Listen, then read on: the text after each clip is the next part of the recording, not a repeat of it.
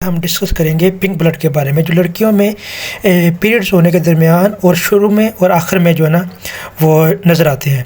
वैसे तो ब्लड की एग्जाम बहुत सारा होती है, लेकिन हम पिंक ब्लड के बारे में पढ़ेंगे। पिंक ब्लड के काजेज़, सिम्टम क्या होते हैं, उसके ट्रीटमेंट क्या है, उससे बचने का तरीका क्या है, प्रिवेंटेशन क्या है, वो आज हम इस आज के लेक्चर में पढ़ेंगे। पढ़ते हैं काजेज़ के बारे में।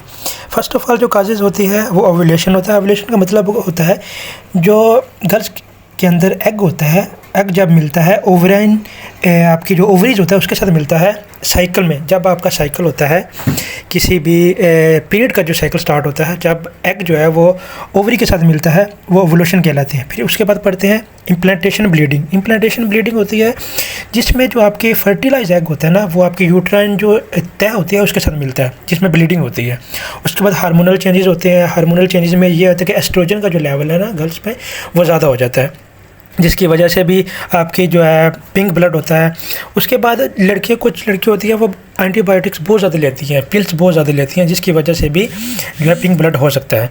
और उसके बाद इन्फेक्शन हो सकता है, बैक्टीरियल इन्फेक्शन हो सकता है, यीस्ट इन्फेक्शन हो सकता है। उसके बाद पॉलिप्स बन सकते हैं। पॉलिप्स जो होता है नॉन कैंसरस एक चीज़ होती है, ओवर ग्रोथ होती है, जिसमें जो यूट्रस है उसके ऊपर वाली तह जो होती है ना उसके ऊपर एक बड बन जाता है, जिसको पॉलिप्स कहते हैं।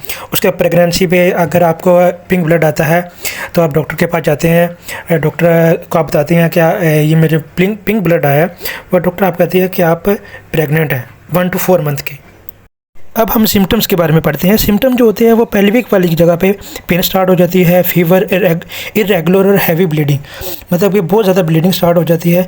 ये काजे जो है आपके सिम्टम्स होते हैं। उसके बाद पॉलिप्स की वजह से भी हो सकती है, वो बहुत ज़्यादा बदबूदार होगी। उसके बाद जो है इरेगुलर होगी। ट्रीटमेंट के बारे में, ट्रीटमेंट में एंटीबायोटिक बहुत ज़्यादा नहीं लेनी होती, बस डॉक्टर जो है वो एंटीबायोटिक लिखते हैं। उसके बाद सर्जरी होती है। अगर आपके पॉलिप्स बने हुए हैं फिर आपको सर्जरी करवानी पड़ती है, जिसमें रेडियोथेरापी होती है, कीमोथेरापी वगैरह होती है, वो करवानी होती है।